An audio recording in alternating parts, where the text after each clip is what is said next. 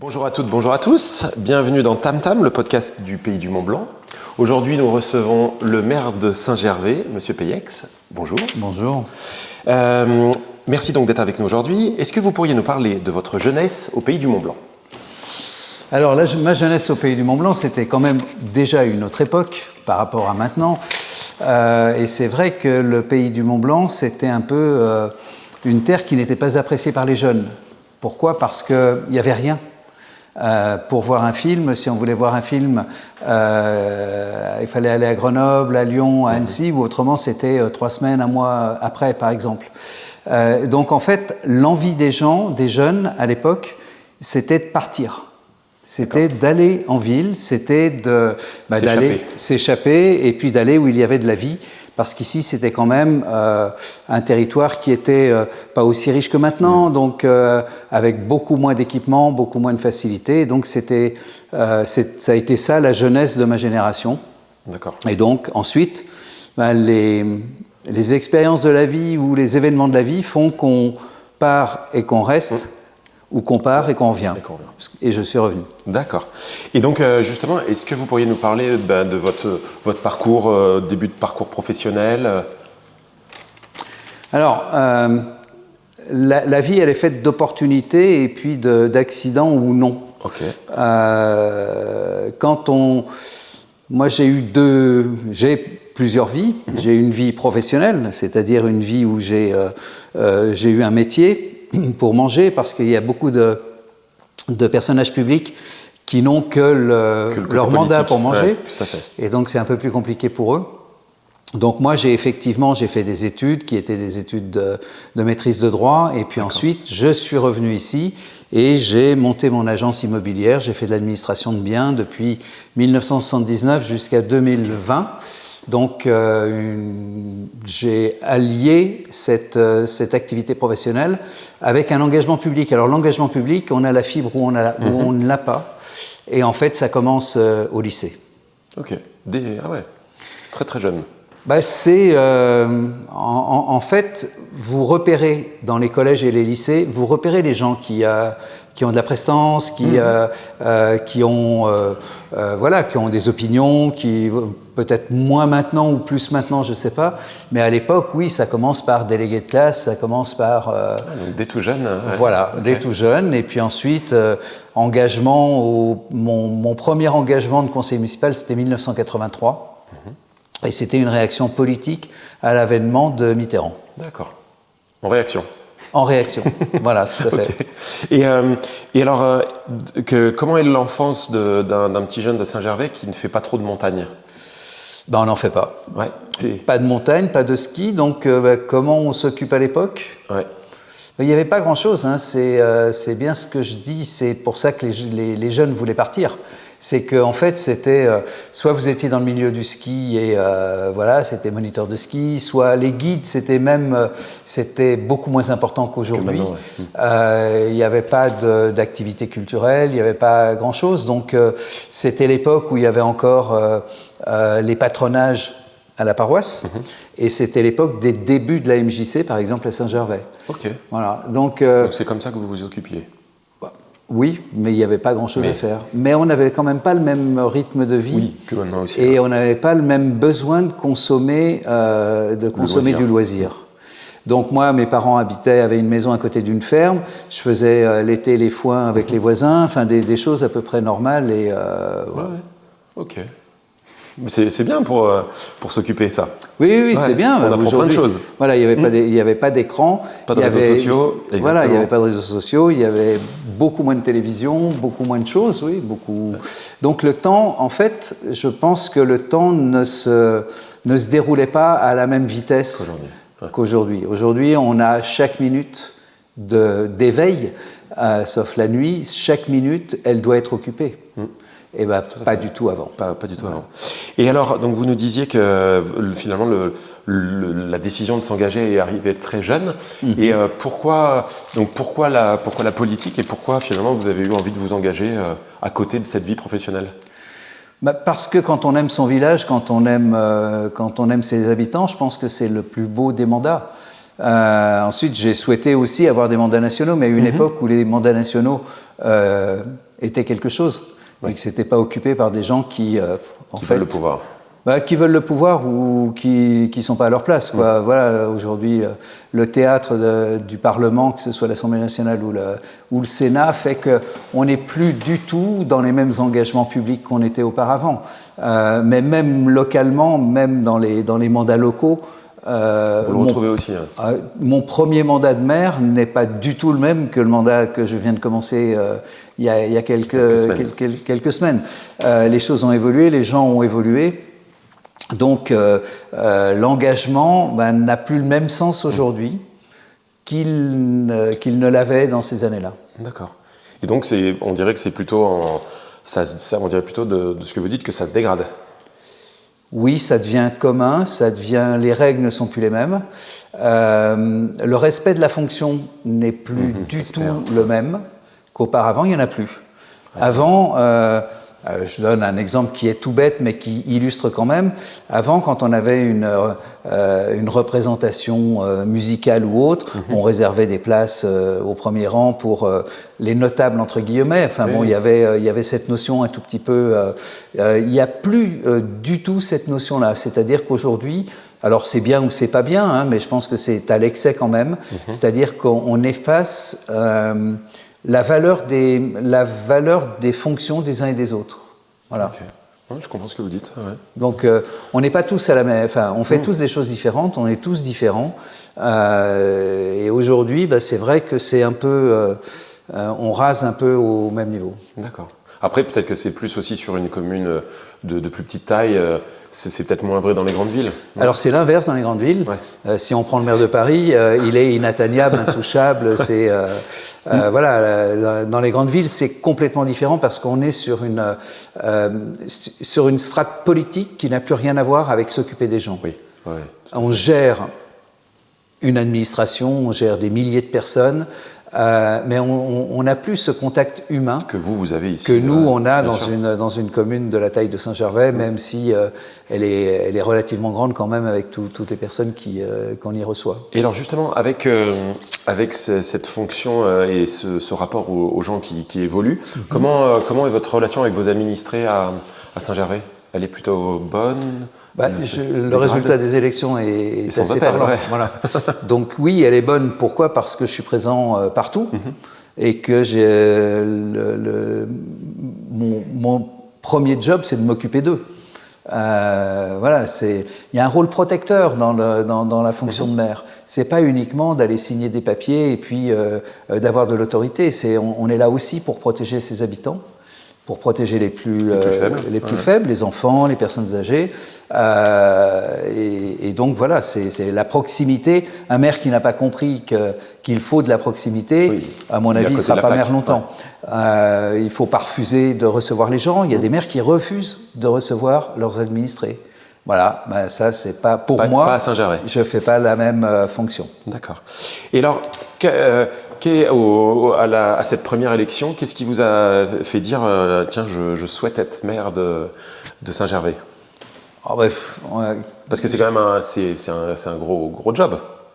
Alors c'est un gros job, il faut avoir des compétences, hein, c'est pas, je me mets pas en valeur avec ça, mais c'est vrai que gérer une administration, gérer des élus, ça s'apprend. Le métier que je faisais de syndic de copropriété est un très bel apprentissage. Gérer une assemblée générale de copropriétaires, c'est déjà, ça donne déjà un bon exemple.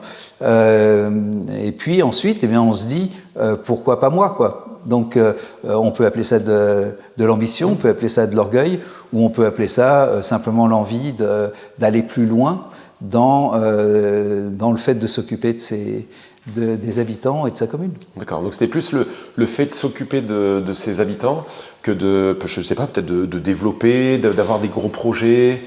Alors Vous aviez une vision? On ne peut pas être maire si on n'a pas de vision. Et il y a malheureusement beaucoup de communes où il n'y a pas de vision et où on ne fait que gérer le quotidien. C'est peut-être méchant ce que je dis, mais c'est vrai qu'on ne peut pas on ne peut pas gérer un département, une commune, un État, peu importe, si on n'a pas une vision. Ce qu'on demande au maire, c'est pas de savoir faire ce que font les services. On demande justement au maire de conduire, et c'est ce que j'essaye de faire, c'est ce que j'ai essayé de faire. Ensuite, il faut avoir la mesure, il faut avoir une ambition, il faut connaître son territoire. Savoir ce qu'on peut faire. Voilà, oui. et puis cette chape d'orgueil de quelques-uns, de se dire je veux marquer mon passage. Oui, alors ça s'est fait, mais ça s'est fait avec tellement d'erreurs qu'on subit que c'est pas tout à fait, c'est pas ce que j'ai voulu faire. Moi j'ai souhaité. Alors il fallait redresser la commune, la commune était quasiment au bord de la tutelle, donc il fallait la redresser, il fallait redonner envie. Personne n'avait envie de traverser Saint-Gervais ni traverser le Fayet. C'était sale, c'était pas, ça donnait pas vraiment, c'était pas du tout accueillant, ça donnait pas envie d'y rester. Et donc il a fallu changer complètement les choses pour qu'on redonne aux gens, c'est ce qu'on a fait, on a réussi puisque aujourd'hui c'est le cas, redonner aux gens la fierté d'être ici et non pas un petit peu un sentiment de honte. Où est-ce que tu habites? À Saint-Gervais. Ah oui, d'accord. Voilà. D'accord. Et alors, quand on est donc finalement un jeune entrepreneur et que on se présente à l'élection municipale, qu'est-ce qu'on ressent au soir des élections et quand waouh, ça y est, on est élu et on a le poste? Alors, bon, pour moi c'est ancien, c'est 2001, oui. Donc. C'est que 25 ans. Oui, mais qu'est-ce qu'on ressent? Beaucoup de satisfaction. Pourquoi? Parce que moi, mon premier mandat, il y avait quand même 4 listes au premier tour, 3 listes au deuxième tour, donc rien n'était joué d'avance. Et on a dû être élu avec 51-52%. Bon, avec 3 listes, c'était déjà pas mal. Ouais. Mais on crie pas victoire quand même. Pourquoi? Parce qu'on sait qu'on ne représente que la moitié de la population. Et pendant des semaines et des mois, justement, eh bien, j'avais ce sentiment, en écoutant ce qui se disait dans les bistrots, qu'il y avait un sentiment de rejet. Ah oui. Et il a fallu que j'attende 2004, c'est-à-dire 3 ans après, en me présentant au Conseil général à l'époque, et en étant élu avec, je crois, 75 ou 80%, pour me dire que c'était les 3 mêmes personnes qui disaient des méchancetés dans le premier bar, qui partaient dans un deuxième, qui partaient dans un troisième, et qu'en fait c'est une extrême minorité. Et bien ça, c'est une chose qui existe aujourd'hui. Alors moi je l'ai vécu en 2001, mais aujourd'hui, quand vous ouvrez la télévision et quand vous écoutez ces pseudo-journalistes qui ne racontent que le mal, eh bien effectivement ils ne font que mettre en valeur ceux qui ne va pas, et ces extrêmes minorités, en faisant croire au monde entier que malheureusement c'est ce que pense tout le monde et que c'est la situation. Je vais vous prendre un petit exemple, parce qu'il est pour moi très important. On n'arrête pas de nous dire que le pouvoir d'achat diminue, etc. Effectivement, il y a des gens qui ont un pouvoir d'achat qui est difficile aujourd'hui, ils sont dans des situations difficiles. Il n'y a jamais eu autant d'épargne. Il n'y a jamais eu autant de gens en vacances, il n'y a jamais eu autant de personnes dans nos stations de sport d'hiver, il n'y a jamais eu autant de gens qui consomment des loisirs. Donc c'est complètement l'inverse de ce qu'on nous raconte tous les jours. Donc c'est un peu la même chose, c'est-à-dire que si vous écoutez ce qui se dit sur vous, eh bien, et que vous ne faites pas cette carapace de vous dire c'est pas important, c'est les élections qui ont tranché, et moi je suis là pour travailler, eh bien vous vous faites vite démolir par justement cette extrême minorité qui n'a pour objectif que de vous démolir. Ouais. D'accord. Donc du coup, 25 ans plus tard, avec les élections qui ont eu lieu il y a quelques semaines, et un score de, je ne sais plus, c'était 73,43. Ouais. Donc là, on est déjà avec 3 listes. Beaucoup plus satisfait et on se dit que le bon boulot a payé. Oui, meilleur score du département avec 3 listes, donc c'est hyper satisfaisant. Donc c'est la reconnaissance du travail. On vote pour effectivement un maire, mais quand un maire est en place, c'est quand même le jugement de ce qu'il a fait ou de ce qu'il n'a pas fait. Voilà. Donc nous, moi je suis content pour les équipes, qu'elles soient les équipes techniques ou les équipes municipales, parce qu'en fait, ce qui a été fait est approuvé par une grande majorité de la population. On fait jamais l'unanimité, parce qu'ensuite vous avez ceux qui ont construit sans permis et qui sont pas contents qu'on ait fait une procédure, ceux qui n'ont pas eu le permis de construire, ceux qui... Voilà, mais c'est pas ça une collectivité, c'est pas ça une vie en groupe. C'est l'intérêt général et non pas l'intérêt particulier. Et pour parler un petit peu justement de vos actions, vous êtes connu donc pour avoir fait des grands projets. Et est-ce que vous pourriez nous parler, parce que vous l'évoquiez tout à l'heure, finalement du désenclavement de Saint-Gervais avec ce nouveau pont? Comment l'idée est venue et est-ce que ça a été facile à faire? L'idée, elle avait 70 ans. Hein. Okay. C'est pas la mienne. On l'a simplement adaptée à l'urbanisation d'aujourd'hui. Et ce pont, eh bien, quand j'ai été élu en 2001, il y avait ceux qui prônaient une déviation longue, c'est-à-dire on démolissait complètement le coteau entre la sortie de l'autoroute et puis la route de Megève, et puis on faisait une route de 5 km, et puis on évitait Saint-Gervais, et on laissait mourir Saint-Gervais. Un peu, hein. Ou moi qui défendais à l'époque ce qu'on appelait une déviation courte, qui est ce pont, pour justement permettre au bourg de Saint-Gervais de revivre, et puis de fluidifier la circulation. Donc on l'a fait rapidement, puisque le pont il s'est construit en 2 ans. Okay. Alors quand vous savez qu'en France, on est le pays où on dit qu'on ne peut rien faire en un mandat de 6 ans parce que c'est impossible les grands projets, nous on aura fait le pont en 2 ans, l'ascenseur Valéen en 2 ans, l'ascenseur des Thermes en 1 an et demi. S'il n'y avait eu qu'un projet qui avait eu cette durée de réalisation, je dirais c'est exceptionnel, les astres étaient alignés, etc. Pour 3 projets, on se dit que quand on veut, on peut. D'accord. Et justement, la décision de construire ce pont, c'était, je ne sais pas, les habitants étaient partagés. Oui. Donc oui, il a fallu convaincre. Alors, il y a 2 choses. Convaincre, oui. Alors, on n'avait pas les mêmes procédures en 2010 qu'on avait maintenant. Hein. Il a fallu convaincre, c'est vrai, mais nous, on avait gagné les élections sur ce projet-là.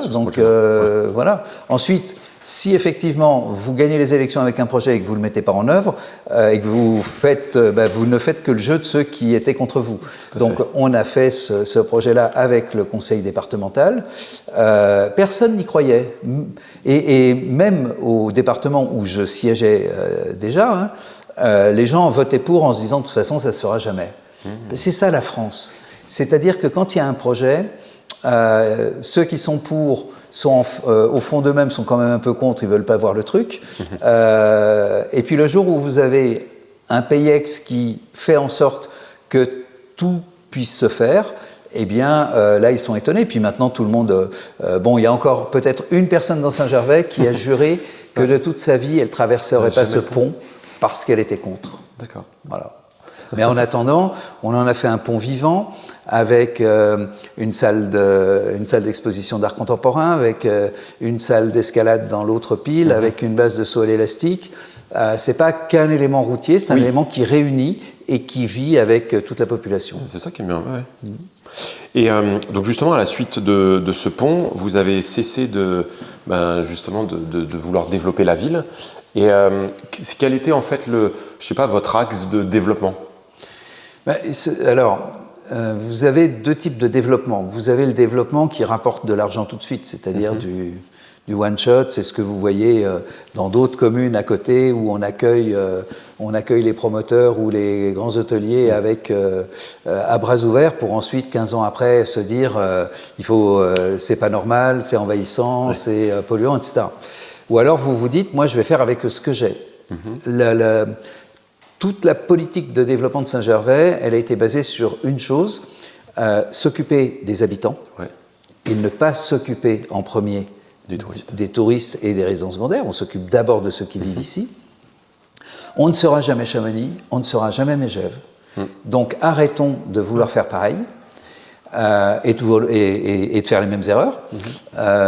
C'est aujourd'hui le constat.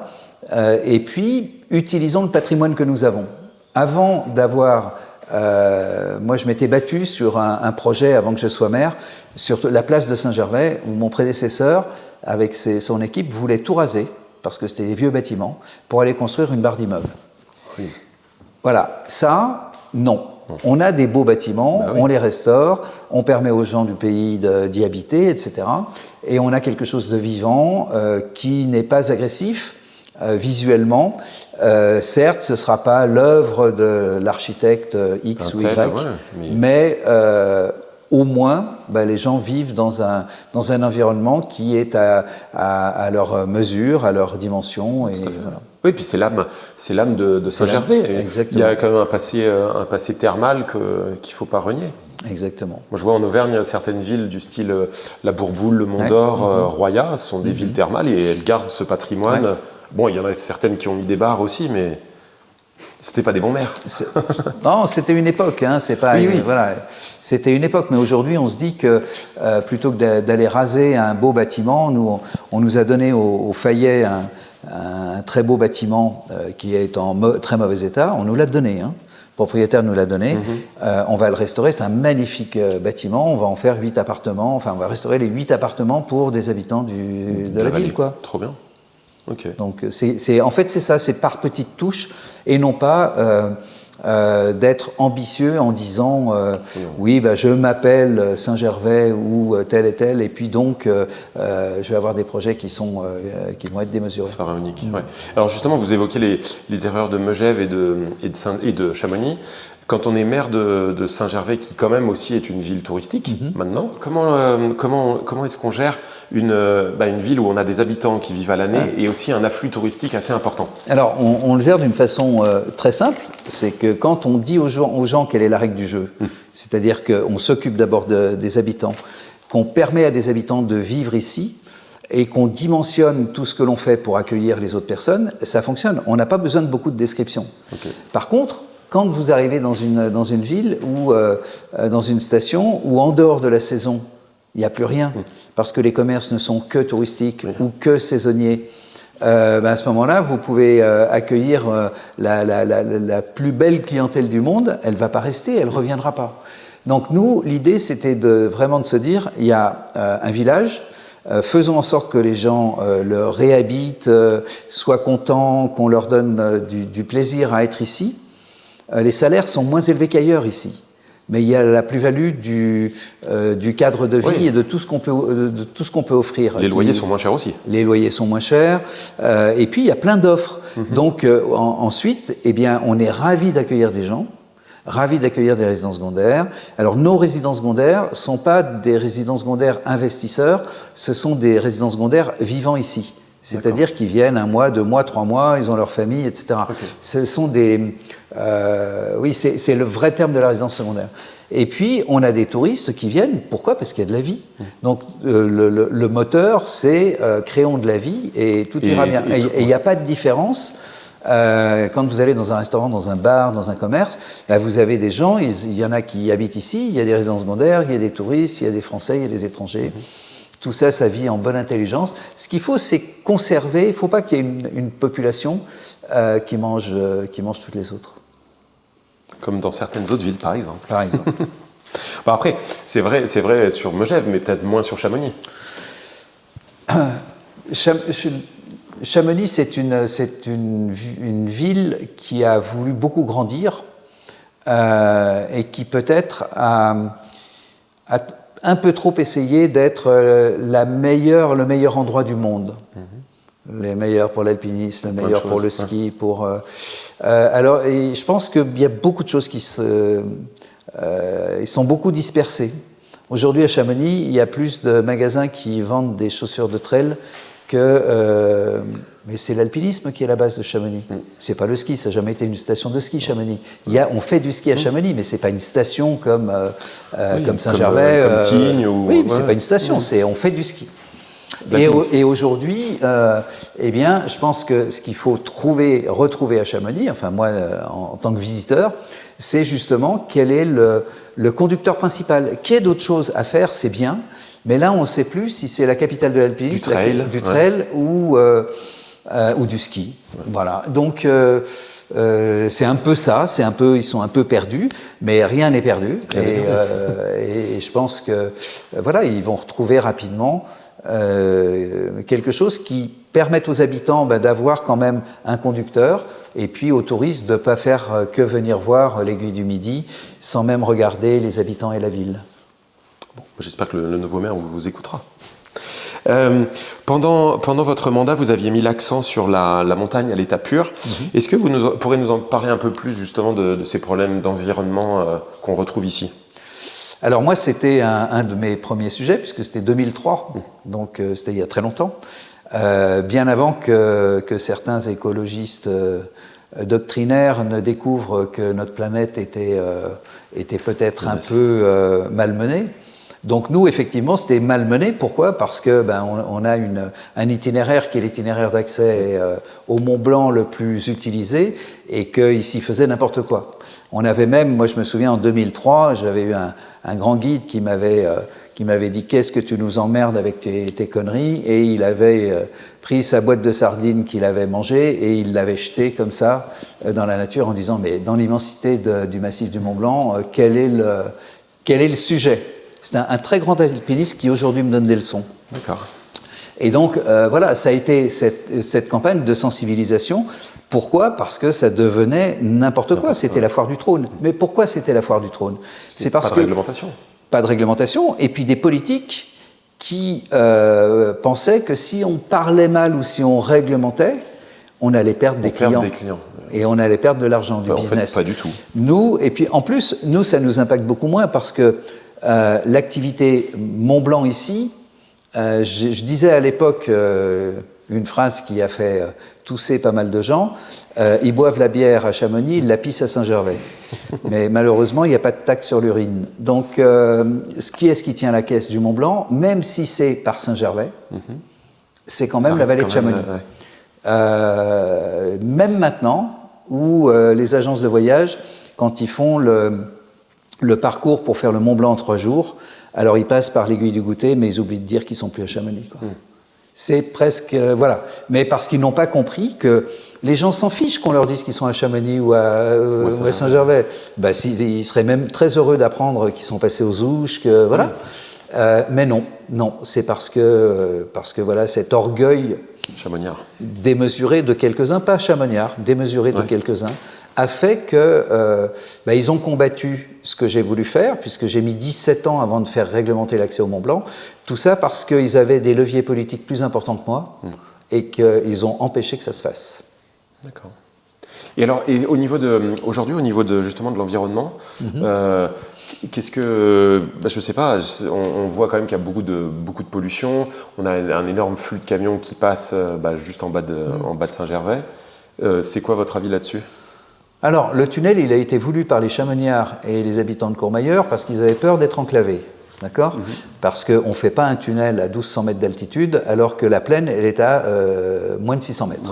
S'il y avait eu un tunnel à l'époque, il aurait fallu, si l'utilité était une utilité de transport, de commerce, etc., de faire routage, c'était entre Le Fayet et Aoste. Ça n'a pas été fait, et le lobbying politique a bien marché, puisque Maurice Herzog, avec De Gaulle, a réussi à convaincre De Gaulle de faire ce tunnel. Mais on ne peut pas avoir voulu ça hier, on ne peut pas vouloir aujourd'hui que les gens traversent pour venir consommer à Chamonix ou à Courmayeur, mais pas vouloir les camions. Donc le sujet, il n'est pas les camions. Le sujet, il est, on a voulu un équipement, on ne peut pas n'en vouloir que les choses qui nous intéressent. Que les bons aspects. Que les bons aspects. Donc, il y a plusieurs sujets. Il y a d'abord le Lyon-Turin, qui serait une solution pour diminuer la circulation des camions. Mais par contre, si nous, on met 2 ans à faire un pont, là, eux, ils mettent 30 ans ou 40 ans pour faire un tunnel. Donc, aujourd'hui, il y a plusieurs alternatives. Les habitants de la vallée d'Aoste voudraient faire un 2e tube. Les Chamoniards ne voudraient pas d'un 2e tube. Je pense que le problème, il n'est pas aussi binaire que ça. C'est quel est l'intérêt de faire un 2e tube?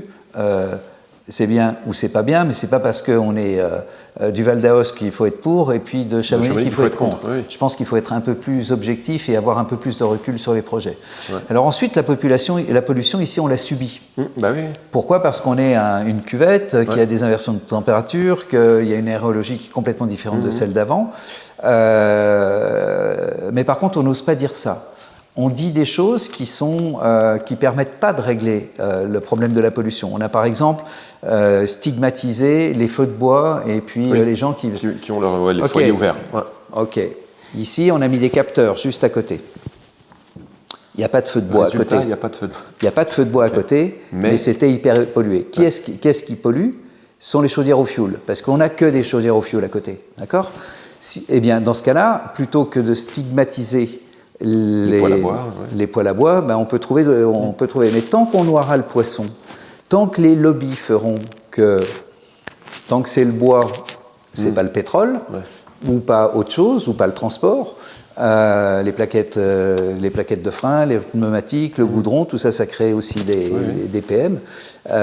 Donc voilà. Alors aujourd'hui, ben on a autre chose qu'il faut aussi mettre en parallèle. Vous avez l'effritement de la montagne. Il y a eu un accident dramatique, mortel, sur la descente de Chamonix. Des égrins. Mais ça va recommencer. Sûrement. L'année d'avant, il y a un bloc qui est tombé juste devant un camion au même endroit. Donc, est-ce qu'il faut plutôt pas repenser aux accès et au nombre de véhicules, au volume de véhicules, que ce soit des camions, que ce soit des véhicules particulières, plutôt que d'essayer de traiter ça sous l'angle ou de la pollution ou de je ne sais pas quoi. Il y a un vrai problème de l'accès et il y a un vrai problème économique aussi. Jusqu'où est-ce que c'est du no limit? Est-ce que quand il y a eu une étude qui a été faite par le Conseil en architecture, en urbanisme et en environnement sur le nombre de personnes par jour dans la vallée de Chamonix, c'est pas moi qui l'ai dit, entre 60 000 et 100 000. Wow. Ok? Eh bien, qu'on y vienne en train, en voiture, en tout ce qu'on veut, ce sont des transports et c'est de la pollution. Est-ce que nos vallées, quel est le nombre limite de... Voilà, quel est le cadre qu'on veut mettre? Ici, on a dit qu'on voulait rester avec un certain nombre. Mais par contre, si d'autres veulent que ce soit nos limites, bah effectivement, ça a des impacts. Et vous, par exemple, à Saint-Gervais, alors, c'est quoi votre limite acceptable, le seuil haut? Là, je pense on arrive à pas une saturation, mais disons, voilà, je pense qu'il va falloir que les documents d'urbanisme prochains, qui vont être contraints de le faire, acte d'une certaine limitation. Alors qu'il y aura des conséquences, c'est ça qui est dramatique, c'est que plus on va réduire le nombre, plus on va réserver ce genre de choses à des gens qui ont de l'argent, c'est-à-dire à faire fuir les gens d'ici. Tout comme, c'est le même problème avec le Léman Express, si on parle de transport. Le Léman Express, c'est très bien, le jour où il remontera dans la vallée, tout le monde vendra 2 à 3 fois le prix, c'est bien, et puis il n'y aura plus d'habitants ici. Oui, c'est là les risques. D'accord. Tout à l'heure, quand vous parliez du pont, vous avez abordé brièvement la culture. C'est quelque chose d'important aussi pour vous. Et justement, comment est-ce qu'on fait pour ramener la culture dans finalement une petite ville de montagne? Alors, il y a la culture et le patrimoine. Le patrimoine, c'est ce que nous ont laissé les anciens. Ça, vous l'avez. Donc ça, on l'a, mais on pourrait très bien le laisser tomber.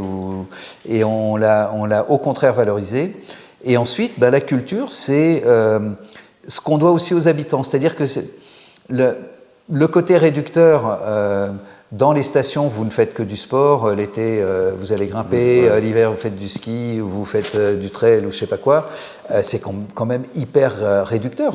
Pour les gamins d'ici, ok, on leur apprend à nager, on leur apprend à skier, on leur apprend à escalader, c'est exceptionnel. Mais on leur offre aussi autre chose. Alors, autour de leur patrimoine, du patrimoine bâti, et puis autour aussi de tout ce qui peut être de la culture moderne. Hein. Si on prend, nous, ce que l'on a fait avec l'art urbain, eh bien, c'est quelque chose qui était complètement, comment je pourrais dire, complètement étonnant quand on en parlait à l'origine et qui maintenant devient quelque chose d'assez banal dans les villes parce que c'est une expression quand même qui est intéressante. Alors on a des spectacles, on a plein de choses pour les habitants, quel que soit l'âge. Donc ça, c'est une volonté. Pourquoi ? Parce que c'est ce que l'on doit à la population qui vit ici. On leur doit une vie culturelle. Et ça, pas que en termes de festival ou de tous ces événements, c'est pas que quand il y a les touristes, justement, c'est tout au long de l'année. Alors, c'est tout au long de l'année, et les touristes en profitent. Voilà. L'objectif, c'est ça, c'est qu'il y ait le plus de monde possible, bien sûr, mais qu'on s'occupe avant tout des habitants. D'accord. Et en termes de rénovation du patrimoine, vu qu'il y a énormément de bâtiments classés, vous avez eu justement des idées nouvelles ou vous restez sur la rénovation et l'entretien du patrimoine? On reste sur la rénovation et l'entretien et on essaye de ne pas dénaturer. Vous avez des communes où en fait on a laissé que l'image. Oui, que la façade. Mais non, nous on a rénové par exemple l'ancien presbytère qu'on a appelé la Cure, qui est maintenant un espace culturel. On a laissé le calpinage des murs tel qu'il était. C'est-à-dire qu'on a fait avec. Et c'est ce qu'on a imposé aux maîtres d'œuvre et aux scénographes, c'est nous, il y a un bâtiment qui a été fait comme ça, il restera comme ça. On rouvre les portes qui ont été fermées, les cloisons qui ont été ajoutées, etc. Mais par contre, la structure du bâtiment, c'est la même. D'accord. Et ça, pourquoi ? C'est parce qu'autrement, c'est du pastiche, quoi. On fait de très belles bâches. Il suffisait de mettre une bâche devant un bâtiment moderne et on aurait eu ça ferait pareil. Ça aurait fait pareil. Voilà. D'accord. Et justement, à Saint-Gervais, vous n'avez pas trop de contraintes avec ce bâti, cet héritage? Non. Non. Alors ensuite, il faut travailler intelligemment avec tout le monde. L'architecte des bâtiments de France est très présente puisqu'on a des périmètres de protection, etc.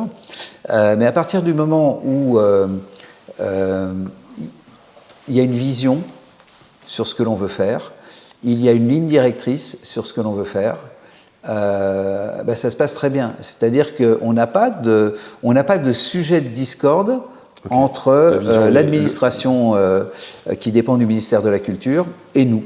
Voilà, on donne notre opinion. Si elle est bonne, elle est bonne. Si elle n'est pas bonne, on accepte qu'il y ait quelque chose, on écoute, on comprend.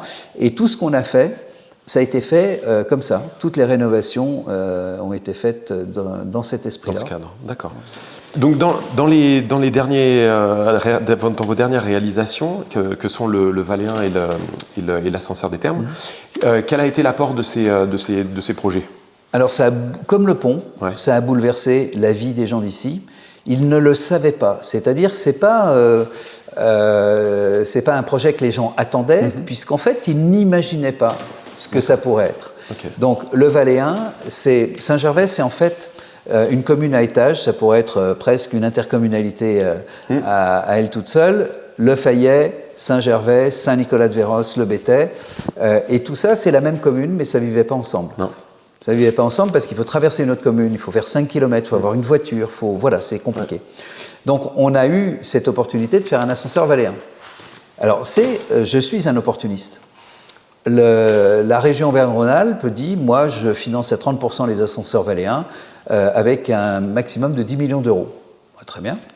J'ai fait un projet. Je saisis là-dessus. Et donc, on a fait un ascenseur valéen. Et qu'est-ce que ça a changé ? Ça a changé que Le Fayet et Saint-Gervais sont devenus reliés, sans attendre un bus qui passe toutes les 30 minutes.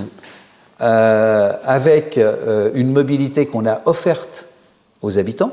On a créé le Pass Saint-Ger et on l'offre aux habitants, c'est-à-dire qu'on paye pour eux un forfait à l'année à tous les habitants permanents.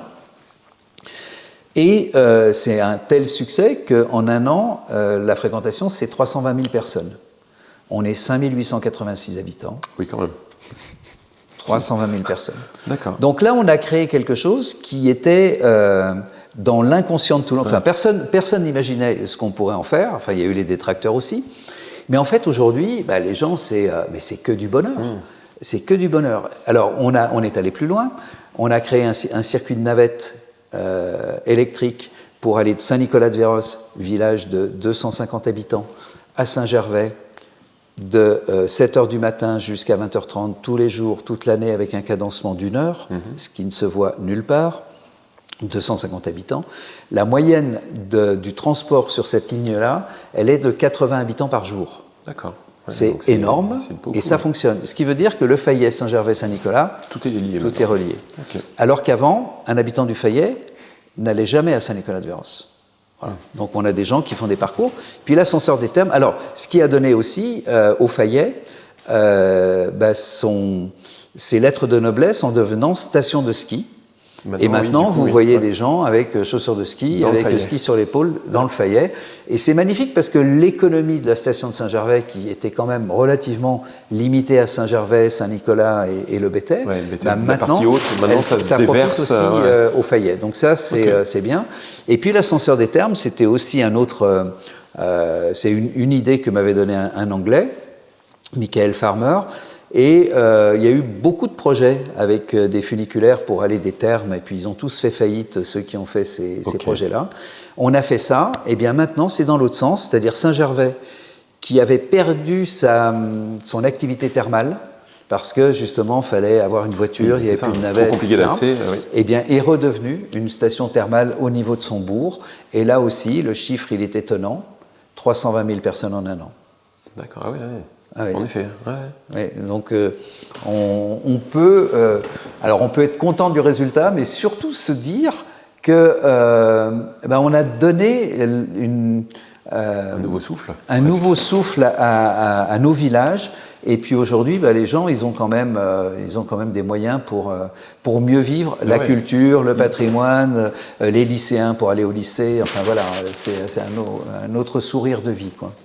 Non, mais c'est vrai que c'est bien d'œuvrer aussi de manière aussi dynamique pour sa commune. Et alors donc justement, quels sont les futurs projets de ce nouveau mandat? Alors comme je l'ai dit, l'extraordinaire, nous l'avons fait. Donc maintenant, il nous reste effectivement à conforter et puis à faire vivre tout ça et à adapter tout ça. Et puis les deux gros projets de ce mandat, c'est l'aménagement du Béthais. Le Béthais, c'est la station intermédiaire de Saint-Gervais à 1400 mètres. La banlieue s'est faite et le centre ne s'est jamais fait parce qu'il y a eu beaucoup de contentieux. Et maintenant, donc, que les contentieux sont purgés, on va faire ce centre du Béthais, un tout petit projet, c'est moins de 10 000 m² de plancher, avec hôtel, commerce, résidence hôtelière. Et ça sera l'endroit qui permettra de réunir tout le Béthais, donc ça c'est important. Et puis, on a fait beaucoup de choses au Fayet. Il nous reste à faire ce pôle d'échange, cette gare du Fayet qui est qui a été un peu abîmée dans le temps. Il y a de très beaux bâtiments d'architecture thermale, mais l'art moderne est venu gâcher tout ça. Et donc, il faut relooker un peu tout ça et retrouver des fonctions et des fonctions plus modernes. Pas des fonctions concurrentes avec les commerces du Fayet, mais trouver, on a l'idée d'y faire l'un des endroits du SIAPS. On est maintenant avec les deux communautés de communes, Vallée de Chamonix et Pays du Mont-Blanc. On est pays d'art et d'histoire, donc pour montrer toutes les richesses de Valorcine jusqu'à Pras-sur-Arly, par exemple, à tous ceux qui passent dans cette gare, que ce soit des lycéens, des touristes, des gens qui vont travailler.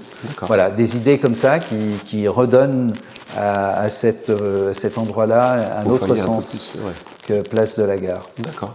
Et quand vous parlez justement du développement du Béthais, avec le réchauffement climatique, j'imagine vous prenez la mesure de ne pas faire quelque chose de trop important et oui, non, raisonné, mais quoi. Alors nous, on travaille sur les 4 saisons depuis 20 ans, donc il y a de la neige, il y a de la neige, il n'y a pas de neige, il n'y a pas de neige. C'est pas notre préoccupation. On n'est pas là à mettre des bougies ou dans les champs pour faire fondre la neige ou à l'église. Non, je pense que Saint-Gervais, justement, c'est l'adaptation. C'est l'adaptation. On est maintenant une commune station qui vit toute l'année, mais avec différentes activités. Ces activités, elles sont plus ou moins importantes en fonction du climat. Le climat, on dit beaucoup de choses sur le climat. Encore une fois, les journalistes montrent que des choses qui sont un peu excessives. On n'a jamais terminé de l'histoire des plus vieux moniteurs. Il n'y a jamais eu autant de neige que cette année au mois d'avril. Bon. Alors on peut dire que le réchauffement climatique, c'est aussi le refroidissement. Moi je dis simplement qu'il y a des modifications du climat et qu'elles existent depuis que les glaciers ont reculé depuis Lyon jusque chez nous. Là il n'y avait ni touristes, ni tunnels, rien du tout. Donc il faut vivre avec ces modifications-là et non pas pleurer. Et nous, on est prêts avec d'autres activités. Et au Béthai, c'est un endroit où on peut très bien avoir des activités d'été comme d'hiver. Voilà, on a une route, un télécabine qui monte. Donc l'idée, c'est vraiment, nous, de faire les infrastructures. On a fait les infrastructures de ski. On est, nous, au top niveau. On a toutes les remontées sont faites, ce qui n'est pas le cas de tout le monde. Par contre, les études, et elles valent ce qu'elles valent, les études qu'on a fait, les études qui s'appellent Clim Snow, pour savoir quel sera l'enneigement en 2050, nous donnent, il n'y aura pas de changement ici. Le changement, ce sera un changement visuel. C'est-à-dire, il y aura peut-être que des bandes de ski sur certaines parties de neige. Là où il y aura de la neige artificielle. Oui, et puis il y aura peut-être de l'herbe dans les champs. Mais voilà, alors ça, c'est que visuel ou que intellectuel. Mais autrement, oui, il y aura une activité ski. Pourquoi ? Parce que le ski, c'est quand même le cœur de l'hiver et que économiquement, tous ceux qui veulent nous faire comprendre qu'il faut arrêter le ski, ils sont très gentils, mais on remplace ça par quoi ? Oui, bien sûr. Voilà, il y a des gens qui vivent ici. Hein. Oui, tout à fait. On ne vit pas que d'allocations qui nous permettent de faire des études et d'aller défiler dans les rues. Et peut-être une dernière question, justement, vous parliez du sport 4 saisons. Quand on voit l'essor du trail et des Tours du Mont-Blanc à Saint-Gervais, vous, justement, par rapport au futur et avec la nouvelle équipe municipale à Chamonix qui décide peut-être de mettre un peu le holà là-dessus, quel est votre avis Alors moi, mon avis, il est constant. Hein. Moi, j'ai été un admirateur de ce qu'avait fait René Bachelard à l'origine quand il a créé l'UTMB. C'était très belle course, magnifique. Par contre, faire une course supplémentaire chaque année, augmenter les jauges et puis en faire du business, business is business, ça c'est non. C'est-à-dire que c'est un peu comme les constructions, comme le développement d'une commune. Ça doit se faire dans un cadre. Le problème de l'ultra-trail, c'est pas la faute de ceux qui l'organisent. C'est la faute de ceux qui donnent les autorisations. Parce que ceux qui l'organisent, ils profitent d'une situation. Bien sûr, s'ils peuvent le faire, ils continuent. Voilà, Ironman, ils gagnent de l'argent, ils gagnent de l'argent. Ils sont là, ils sont faits pour ça. Donc c'est pas eux que je vais critiquer. Ceux que je vais critiquer, c'est ceux qui refusent de mettre un cadre. C'est-à-dire de dire, voilà, c'est tant de coureurs, tant de courses. S'il y a des conditions climatiques qui sont pas bonnes, on ne fait pas la course, etc., etc., etc. Voilà, c'est de se mettre d'accord sur un cadre. Aujourd'hui, je souris un peu parce qu'on m'a interrogé, on m'a dit ce serait bien pour le passage dans la réserve aux Contamines qu'on avance de 3 heures ou 4 heures parce que ça dérangerait moins la faune et la flore. J'ai dit à mon interlocuteur, je lui ai demandé franchement si on se moquait du monde parce que effectivement c'est un peu plus dérangé la nuit, mais il faut quand même pas nous prendre pour des... Quand il y a 10 000 coureurs qui passent... Exactement. Quand il y a 100 000 personnes qui viennent. Alors c'est tout ça. Et c'est ce que j'ai dit aux organisateurs. Hein. Moi, je ne suis pas contre la course, je suis contre ce qu'elle est devenue. C'est-à-dire, mettons un cadre, mettons-nous d'accord sur ce qu'on veut, et à ce moment-là, vous êtes des professionnels, vous faites votre course, c'est bien organisé, il n'y a rien à dire, mais ce n'est pas vous qui commandez pour nous dire ce qu'il faut qu'on fasse et quelle est la dimension. Et pour finir, j'ai finalement une dernière question sur le glacier de Tête-Rousse et de son lac souterrain. Où est-ce qu'on en est aujourd'hui et quels sont est-ce qu'il y a encore des risques ou... Alors, est-ce que vous pouvez nous en dire un peu plus ? Un glacier, c'est un être vivant. Hein, donc, aujourd'hui, il y a un lac à un endroit, demain, ce sera un autre endroit, etc. Ce qu'on peut dire, c'est dans notre malheur, on a maintenant le glacier qui est le plus surveillé du monde. Donc, on n'empêchera pas le phénomène, on pourra prévenir. D'accord. Parce que le problème, c'est qu'il n'y a pas de moyens, on est tellement orgueilleux qu'on pense qu'il y a des moyens, il n'y a pas de moyens pour aller empêcher un glacier d'exploser. Si, on a le moyen d'aller le pomper, mais tout ça, c'est de la surveillance et c'est ce qu'on a fait à Tête-Rousse. Alors, c'est un dossier qui a été compliqué parce que quand on nous a prévenu en 2010 qu'on risquait d'avoir 4000 morts, c'est un peu compliqué à imaginer ce qu'il faut faire et à savoir, quand on était avec le préfet à Annecy, on a dit on évacue tout. Et donc aujourd'hui, on est serein parce qu'effectivement, on a pompé quand il le fallait, on fait une auscultation du glacier quand il le faut pour voir justement le volume d'eau des poches, etc. Mais on a de la chance, parce que toutes les communes n'ont pas cette chance d'avoir cette surveillance. Et quand on voit la catastrophe de Blatten, quand on voit les catastrophes qui vont arriver, eh bien, c'est en fait l'orgueil humain qui fait qu'il y a des risques. Bah oui, nous, il n'y aurait pas le rétrécissement sous Tétrousse, et puis ça n'arriverait pas ici. Bah, si le glacier il explose, il y aura peut-être trois chamois qui seront victimes. Mais quand vous construisez des voies de chemin de fer, des autoroutes, comme on l'a vu en Savoie, des villages entiers sous des cônes, un jour, c'est la théorie de l'instant T, un jour, ça arrive. Voilà. On peut vivre des siècles, on l'a vu malheureusement dans des épisodes terribles à Chamonix. On peut avoir des maisons qui sont là depuis 150 ans, 200 ans, et puis un jour, ça arrive. Et ça se passe, c'est terrible. Voilà, donc nous, on a la chance d'avoir le glacier le plus surveillé du monde. Ça nous coûte cher, mais... C'est une note plus positive pour terminer cette interview. Merci. Merci beaucoup. Merci à vous.